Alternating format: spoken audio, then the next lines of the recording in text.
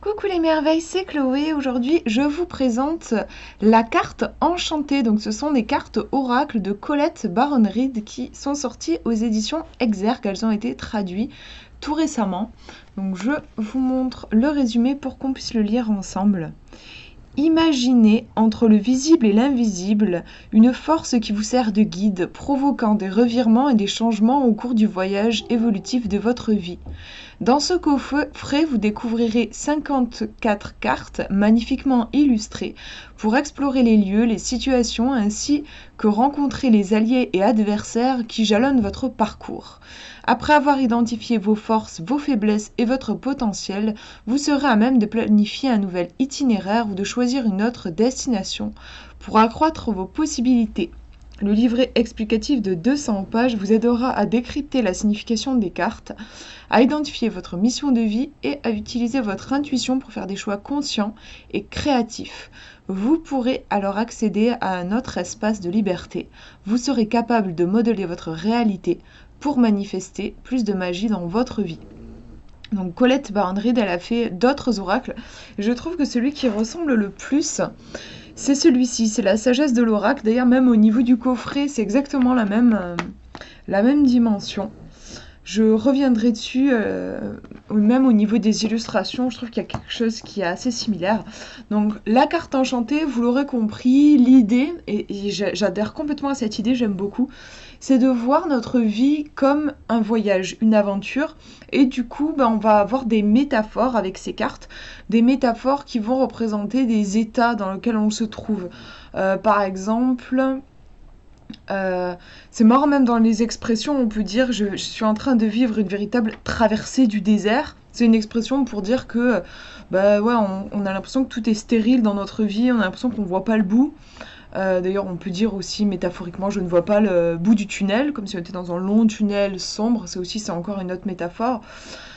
Donc voilà, on va avoir comme ça dans ce jeu de cartes des lieux et aussi des personnages qui vont apparaître et nous montrer où on se trouve dans notre vie et nous donner des conseils. Donc je trouve super sympa l'idée.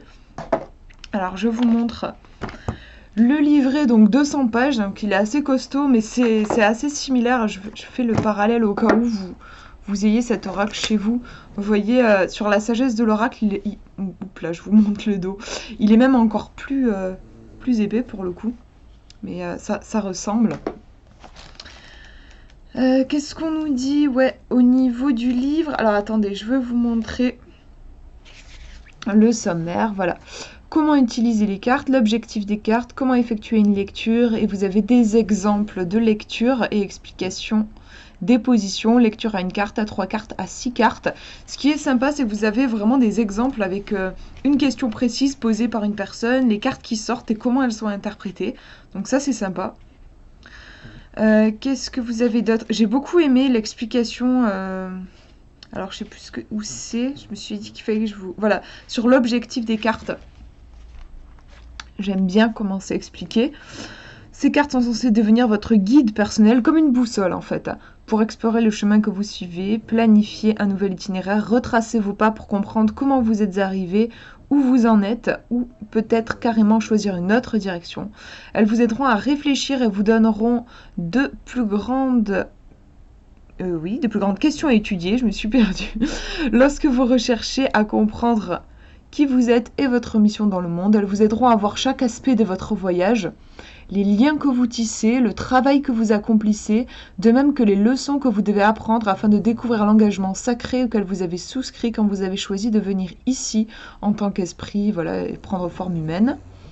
Comme tout système de divination, elles peuvent être utilisées pour prédire l'avenir, mais le plus important et le plus puissant est de vous habiliter à faire des choix conscients et créatifs, à savoir quelle est la prochaine bonne action à faire ou les conséquences d'un choix que vous pourriez faire. Ces cartes oracles ont été conçues pour vous aider à déceler les schémas qui se répètent tout au long de votre vie. Donc je trouve qu'il est vraiment... il est complet en fait, il est vraiment complet comme jeu. J'adore l'histoire du voyage parce que du coup on peut construire ses propres tirages. Par exemple, se demander où est-ce que je suis, quel endroit je suis en train de visiter, quelle est ma prochaine étape. Dans un voyage, il y a plusieurs étapes. Donc par exemple, oui, quelle est la prochaine étape, et puis la suivante, et encore la suivante. Comme ça, vous avez déjà 3 prochaines étapes que vous allez devoir franchir. Je vous montrerai, de toute façon, je pense que je vous ferai des vidéos spécifiques pour que vous puissiez voir des tirages que vous pouvez faire spécifiquement avec ce jeu-là. Je ne vais pas m'étaler plus longtemps dans cette vidéo, là c'est surtout pour vous le montrer. Donc au niveau des explications des cartes, vous avez la représentation de la carte en noir et blanc, son nom, ça j'aime beaucoup, je trouve que c'est très pertinent à chaque fois, les phrases qui sont entre guillemets, c'est vraiment l'énergie de la carte. Ici elle vous dit vous êtes entier et tout ce dont vous avez besoin est en vous. Ensuite vous avez la signification à l'endroit et à l'envers. Donc à l'endroit, je vous laisse faire une pause si vous voulez lire, et à l'envers, donc là c'est si le message il est un petit peu bloqué, l'énergie elle est un petit peu bloquée. Et vous avez ça qui continue ici. Donc vous avez à peu près une double page par carte. Donc vous voyez ici la deuxième, gentille jardinière, soyez vous-même, soyez un co-créateur conscient. À l'endroit, on vous en parle. Et on va vous dire aussi à l'envers. Donc je me demande là aussi si c'est pas une structure qui était assez... Non, c'était un peu différent. Je me demandais si c'était la même chose dans la sagesse de l'oracle. Non, vous aviez les principales significations, vous aviez le message de la relation, vous aviez par secteur. Ici, c'est un petit peu plus simple. Sûrement pour ça que le livret est un petit peu plus petit. Dans la sagesse de l'oracle, vous aviez détaillé un petit peu plus, oui, les secteurs, par exemple, relation, prospérité. Là, vous avez à l'endroit et à l'envers. Bon, c'est un peu moins détaillé, mais ça reste sympa. Je vais vous en montrer une autre. La métamorphose. Donc, vous êtes en train d'effectuer des changements sains et profonds. Message à l'endroit. Voilà, les papillons avec leurs ailes, forcément, qui vont représenter le changement. Il va falloir lâcher prise. On vous donne toujours des petits conseils. Et puis, à l'envers, peut-être que vous traversez une période de chaos et que vous êtes en lutte. J'imagine que ça doit être ça, le message à l'envers. Voilà, vous avez tendance à vous attendre au pire dès les premiers signes de difficulté. C'est quand vraiment là, le changement, on a du mal à l'accepter, quoi. Donc, on vous donne toujours la signification à l'endroit et à l'envers. Moi, personnellement, je n'utilise pas les cartes renversées, mais ça reste utile parce que, par exemple, si vous faites un tirage en croix, vous allez avoir la première carte qui va représenter votre force, et la deuxième carte de l'autre côté de la croix va représenter votre faiblesse. Là, moi, je vais me référer au message de l'ombre dans le livre. Ou si je tire une carte et que, je sais pas, son message ne me parle pas particulièrement, je vais aller voir le message de l'ombre. Peut-être que c'est davantage ça qui va me parler. Donc ça reste intéressant. J'aime bien, moi, quand les jeux explorent le côté lumineux et le côté sombre. Ça permet d'enrichir son travail, même si on n'utilise pas forcément les cartes renversées. Donc les cartes... Hop, alors là, vraiment, je pense que par rapport à la sagesse de l'oracle, on est sur la même qualité de cartes, je trouve vraiment. Et puis, vous voyez, hein, la taille, c'est vraiment pareil. Alors, on avait les tranches dorées sur la sagesse de l'oracle, c'est pas le cas ici. Ah, si, en fait, je dis n'importe quoi. Attendez, je vais vous montrer. Enfin, je vais vérifier que je dise pas de bêtises, parce que, oui, non, en fait, si, elles ont tous les deux les tranches dorées. Donc la qualité de carte, comme je disais, c'est vraiment pareil. La taille aussi. Le dos, donc là on a vraiment la boussole. Hein. L'idée c'est que ce jeu soit une vraie boussole pour vous, qu'il vous guide. Donc, vous voyez qu'on a un petit cadre ici, qu'on retrouve sur les cartes. Donc là on a la collectionneuse d'os. Au niveau des illustrations aussi, ça y fait beaucoup penser, je trouve. Ouais, je vais vous en montrer une. Je trouve que ça y fait penser. Là, on est sur la sagesse de l'oracle. Je trouve qu'on a des illustrations assez similaires avec, pareil, le petit parchemin en bas et le titre de la carte. Donc, si jamais vous aimez la sagesse de l'oracle, il y a de fortes chances pour que celui-ci vous plaise. Il a beaucoup de points communs et en même temps, il reste très différent. Hein. Moi, j'ai les deux, je vais garder les deux. C'est pas du tout répétitif, c'est juste que, oui, on sent que c'est le même auteur et puis le même... éditeur aussi, donc il y a des points communs. Mais voilà, là on est vraiment dans la thématique du voyage, de l'aventure, donc ça reste ça reste différent. Vous voyez ici, on a le champ orageux, donc tout de suite, elles peuvent être bien utilisées de façon intuitive, ces cartes.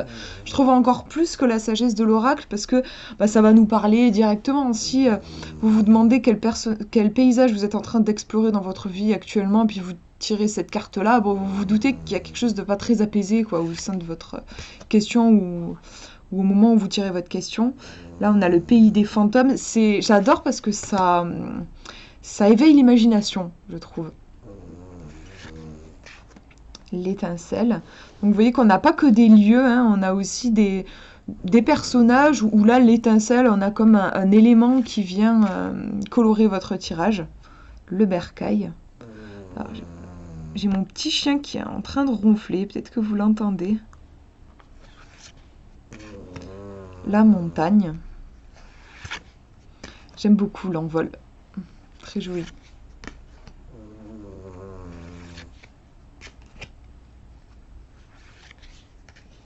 Le clair de lune.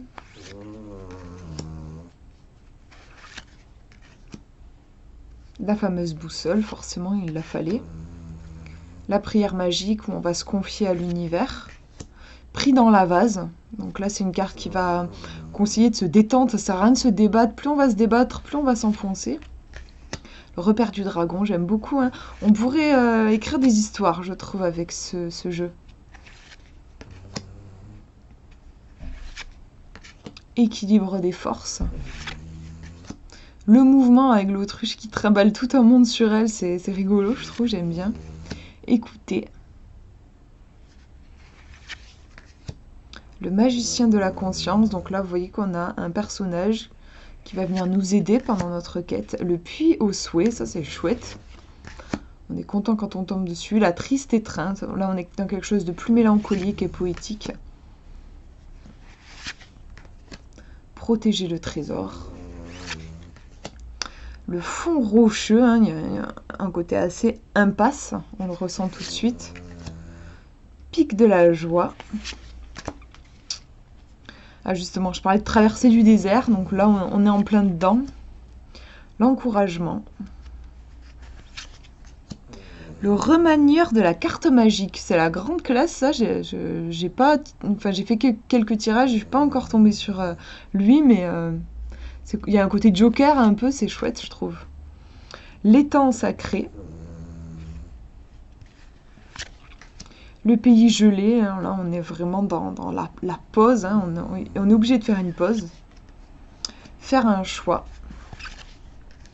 L'intention.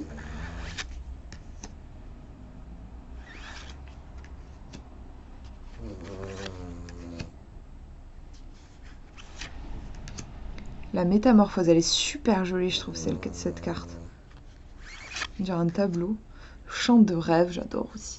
Vraiment une jolie carte. Le talisman, alors c'est marrant, je l'ai eu en double. Ça arrive des fois.